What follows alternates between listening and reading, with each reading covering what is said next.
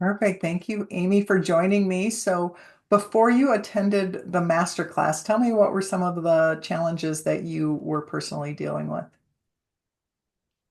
Yeah, well, first of all, I wanted to attend the master class just because it was you, and I know you a little bit, through mutual friends and through networking and stuff. And so I was curious to know more about it. But one of the things that came up in our discussion in the master class was that I avoid doing video, being visible. I like to write. That's my more comfort zone. And so that more actual visibility of my face on screen is a little bit more squirmy. It feels a little uncomfortable. And so I've done plenty of it, and I've done podcasts, my own podcast and that kind of stuff, but I still push it to the back of the priority list. It keeps, oh, I got something else to do. So I'll do all those 10 things first before I'll make a video. So that's really what bubbled up. So, what was the biggest aha or takeaway moment for you from attending the masterclass? Yeah, it was this whole conversation in my head and my heart about safety, right? That video still felt a little unsafe to me. Exposure. We talk about exposure as a good thing, but it also can feel scary that you're exposed. So that's, I think, what really, really came up for me. And it was fun to work through. And we did a little work with your inner child. And when we first jumped on this call, you shared with me about how that was different from some of the other work that you've done. Do you want to talk about that just briefly? Yeah, yeah. And I had mentioned to you that I've done a lot of healing work, but I've also done enough healing work to know that you can't just do it once, that it's always going to circle back around as you expand and transform and change your vision of yourself and your business. So, of course, this was another opportunity to circle around that and revisit it. So it was different because I felt like the work that you did, particularly with the nervous system aspect of your modalities, that was different and tied together the inner child with the nervous system of that inner child, because that's where the unsafe feeling came from, was from very young, as we dealt with in our interaction. It was you took me back to a pretty young age, and that beginning feeling of, hey, this is unsafe. I'm not good here, so I want to hide. Yep. Yep. And the one thing that you said was it stuck. That was the one thing you said about this healing with this inner child, that it's still you still have this sense of calm, and that it stuck with you. Yeah, that's what was really different. Like from different healing journeys that I've been on, I'd have a breakthrough, some kind of aha moment, and it felt like a big shift, but then kind of came back and didn't really stick around. And that was, I've told several people about the experience I had with you because it did stick. And that sense of okayness, of safety within myself is really different.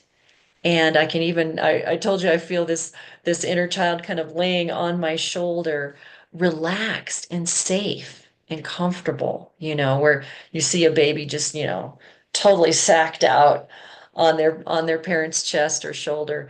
And it's just such a beautiful thing to see. It's just, oh, I wish I could be that relaxed. And How you feel? that's how my inner child feels, and I feel that so much inside.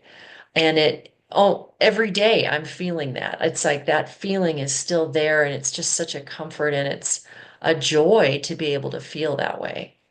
Well, I know So you thank just you. are welcome. I love this work that I do. And I know you just got back from a long retreat, but how do you feel now about getting on camera and being visible. Yeah, well, it was interesting because I wasn't so much on camera at this retreat, but I was leading parts of it. So I was very visible, very vulnerable, and very trusting in spirit to come through me, as it does when we trust. And so that was a really beautiful experience and of being that channel, of allowing that and feeling comfortable with the uncertainty and the exposure of being in front of people and being absolutely myself. I felt very comfortable.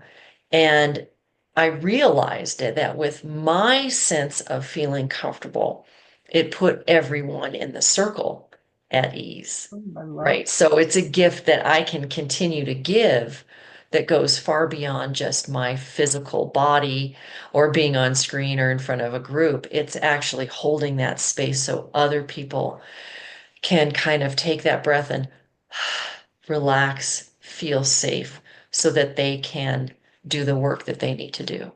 Beautiful. So, one last thing, if there was someone that was considering coming to one of my events or working with me, what would you say to them? I'd say you can't really know what it is until you experience. So take the plunge, just dive in and see what it's about and see how you can plug into that magic that you bring. This does bring up one more question because I think a lot of people have fears around, I want to say looking in their closet, but Mm. their emotions or their past or their inner child, because a lot of people do carry trauma from their past. And it's very scary, so therefore they don't do it. What would you say to them about that process? Because I know you tapped into some pretty intense feelings, but what would you say about the process? It was short, but what would you say to them about that process? Yeah, I think just having that conversation with you, you very much put me at ease. And I'm just very curious. I think I've done enough work, and this is what I would tell people who maybe this is the beginning of their journey, or, maybe coming back to it after a bad experience or some kind of just a letdown where they haven't gotten the results that they've wanted to get in other work. Uh, is that you've already lived through the trauma. You're strong, you're capable, you have already you've already experienced it and it can't hurt you again. Yeah, So that's what I tell myself. That's what I'm like, hey, I've already lived through it. Now is my chance to take something into my future that is a gift from that experience. yeah.